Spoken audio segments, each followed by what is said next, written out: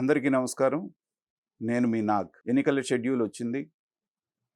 ప్రధాన రాజకీయ పార్టీలన్నీ కూడా వాళ్ళ యొక్క కార్యాచరణని రూపొందించుకొని, ప్రజాక్షేత్రంలో తమ బలబలాలను నిరూపించుకోవడానికి బలాబలాలని ముందుకెళ్తూ ఉన్నారు.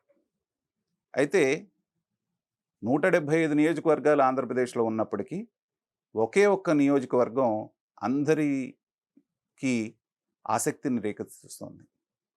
అదే జనసేన అధినేత పవన్ కళ్యాణ్ గారు పోటీ చేస్తున్నటువంటి పిఠాపురం నియోజకవర్గం. ఇప్పుడు హాట్ టాపిక్‌గా మారిందది.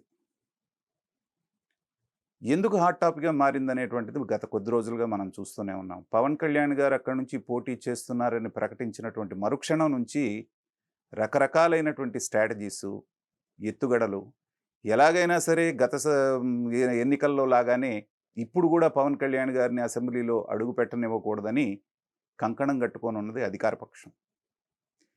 ఎలాగైనా సరే గతంలో జరిగినటువంటి తప్పిదాలు జరగకుండా అసెంబ్లీలోకి అడుగు పెట్టాలి, అధికారంలోకి రావాలి, అధికారంలో భాగస్వామ్యం కావాలి అని పవన్ కళ్యాణ్ గారు ఒక పక్కన కంకణబద్ధుడై ఉన్నారు. మరి వీరిద్దరి మధ్యన జరుగుతున్నటువంటి పోరులో ఎవరిది పైచేయి అవుతుంది అనేటువంటిది కాలం నిర్ణయిస్తుంది, ఎన్నికల ఫలితాలు నిర్ణయిస్తాయి. కానీ అక్కడ ఉన్నటువంటి పరిస్థితిని గనక మనం పరిశీలించినట్టయితే తెలుగుదేశానికి స్ట్రాంగ్ హోల్డ్ ఉన్నటువంటి పిఠాపురంలో వర్మ గారు గత 20 సంవత్సరాలుగా అక్కడ ఉన్నటువంటి తెలుగుదేశం నాయకుడు. ఆయనకే సీటు వస్తోంది. గతంలో ఆయనకి ఇండిపెండెంట్‌గా పోటీ చేసి గెలిచినటువంటి చరిత్ర ఉంది. ఎప్పుడైతే తనకి సీటు లేదు అనగానే ఆయన యొక్క అనుచరులు వీరంగం చేయటం, ఆయన అలగటం ఇదంతా మనం చూసాం. చూడగానే అధికార పక్షం వాళ్ళు చాలా సంతోషించారు. ఎందుకంటే వర్మ గారి సపోర్ట్ లేకుండా అక్కడ పవన్ కళ్యాణ్ గారు గెలవటం అనేటువంటిది కష్టతరమైనటువంటి వ్యవహారం. అది అందరికీ తెలుసు. పొత్తులో గనక తెలుగుదేశం ఓట్లు పొత్తు ధర్మం ప్రకారంగా పవన్ కళ్యాణ్ గారికి ఓట్లు ట్రాన్స్ఫర్ కాకపోతే చాలా ఇబ్బందికరమైనటువంటి పరిస్థితిని అక్కడ ఎదుర్కోవాల్సింది. 90,000 కాపుల ఓట్లు ఉన్నప్పటికీ కూడా వర్మ గారికి ఆ ఏరియాలో మంచి పట్టుంది.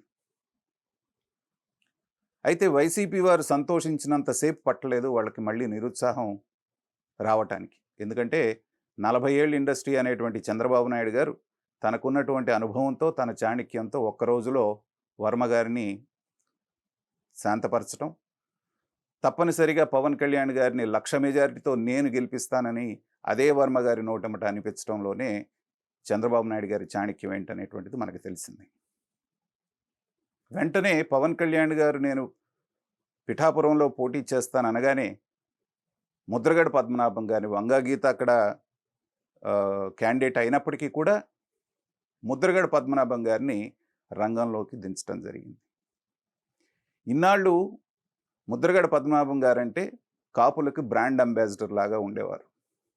ఒక్క పిలుపుతోటి కాపులు నా కోసం ఏమైనా చేస్తారు అనేటువంటి భావనలో ఆయన ఉండేవారు. ఇప్పటికి కూడా ఉన్నారు.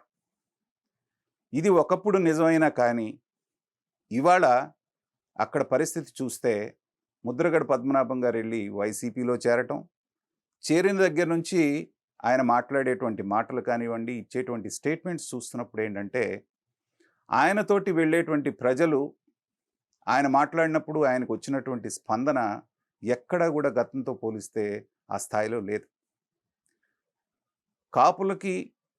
కాపు కులానికి ఉద్ధారకుడిని అని చెప్పుకున్నటువంటి ముద్రగడ పద్మనాభం గారు ఎప్పుడైతే వైసీపీలో చేరి జగన్మోహన్ రెడ్డి గారిని రెండోసారి ముఖ్యమంత్రి చేయటమే నా ధ్యేయం అని చెప్పగానే ఆ కాపుల యొక్క నాయకుడు అనేటువంటి కార్డ్ని ఆయన పోగొట్టుకున్నట్టుగా అయింది.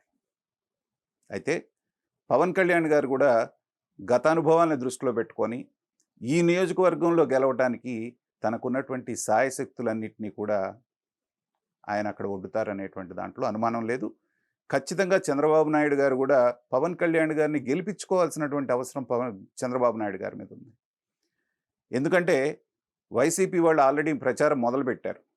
పవన్ కళ్యాణ్ గారిని అక్కడ ఓడిపోతారు కాబట్టి ఓడిపోయే సీట్ని సజెస్ట్ చేశాడు, చంద్రబాబు నాయుడు గారు ఇచ్చారు. అది పవన్ కళ్యాణ్ గారు కోరుకున్నప్పటికీ దాన్ని కూడా చంద్రబాబు నాయుడు గారికి అంటగట్టేసి చంద్రబాబు నాయుడు గారు వెన్నుపోటు పొడుస్తారు పవన్ కళ్యాణ్ గారిని రకరకాలుగా మాట్లాడుతున్నారు.